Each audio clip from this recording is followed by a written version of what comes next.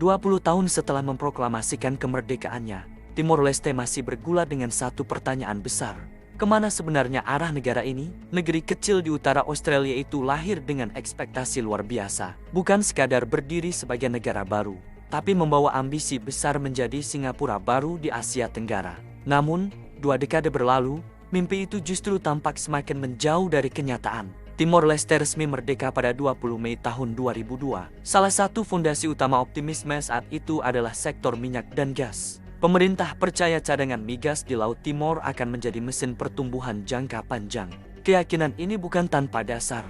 Pada pertengahan 2000-an, Timor Leste tercatat memiliki cadangan sekitar 987 juta barel minyak, angka yang sangat besar untuk negara dengan populasi hanya sekitar 1,3 juta jiwa. Dalam logika ekonomi sederhana, ini seharusnya cukup untuk membiayai pembangunan lintas generasi.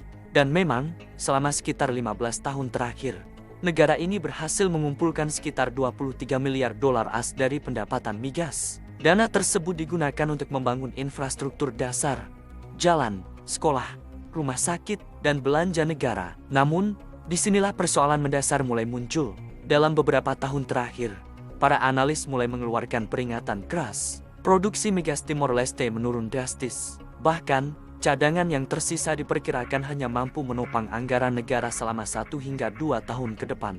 Artinya, sumber pendapatan utama negara ini sedang berada di ambang krisis struktural. Ini bukan sekadar masalah fluktuasi harga minyak, melainkan ancaman eksistensial bagi fiskal negara. Untuk memahami posisi Timor Leste secara lebih objektif, perbandingan dengan Provinsi Nusa Tenggara Timur NTT menjadi menarik. NTT memiliki luas sekitar 47.000 km² dengan populasi 5,4 juta jiwa, sementara Timor Leste hanya sekitar 15.000 km² dengan 1,3 juta penduduk. Secara geografis dan sosial, keduanya memiliki tantangan alam yang relatif mirip. Namun, struktur ekonominya sangat berbeda. NTT memang masih bergantung pada pertanian dan perikanan, tetapi ekonominya lebih terdiversifikasi. Sebaliknya, sekitar 86% pendapatan Timor Leste bertumpu pada sektor migas.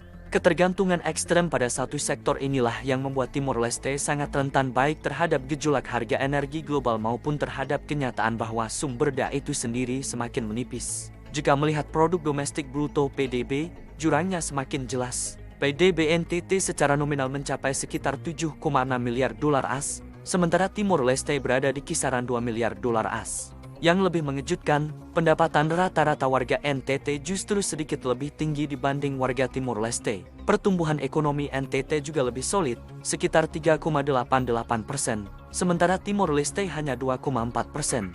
Masalah paling serius terlihat pada angka kemiskinan. Timor Leste kini tercatat sebagai negara dengan tingkat kemiskinan tertinggi di Asia Tenggara. Sekitar 42% penduduknya hidup di bawah garis kemiskinan. Sebagai perbandingan, NTT yang kerap dicap sebagai salah satu provinsi termiskin di Indonesia memiliki angka kemiskinan sekitar 20%. Persoalan Timor Leste tidak berhenti di ekonomi. Kualitas sumber daya manusia menjadi hambatan besar berikutnya. Rata-rata lama sekolah di Timor Leste hanya 4,5 tahun, yang berarti mayoritas penduduk tidak menamatkan pendidikan dasar. Di NTT, rata-rata penduduk sudah mencapai tingkat SMP.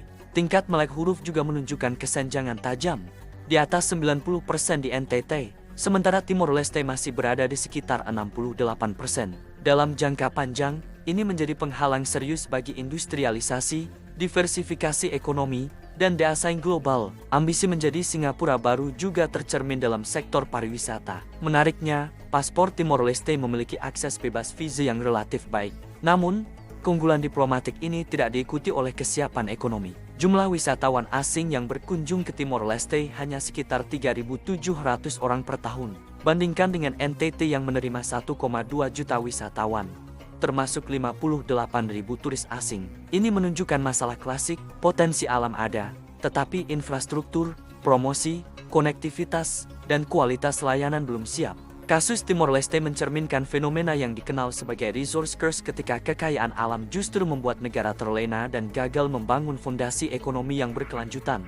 Tanpa transformasi ekonomi yang serius, diversifikasi sektor, investasi besar di pendidikan, dan reformasi tata kelola, Timor Leste berisiko masuk ke fase stagnasi berkepanjangan pasca migas. Mimpi menjadi Singapura baru belum sepenuhnya mati, tapi waktunya semakin sempit. Tanpa perubahan arah yang berani, Mimpi besar itu bisa berakhir sebagai catatan kaki sejarah.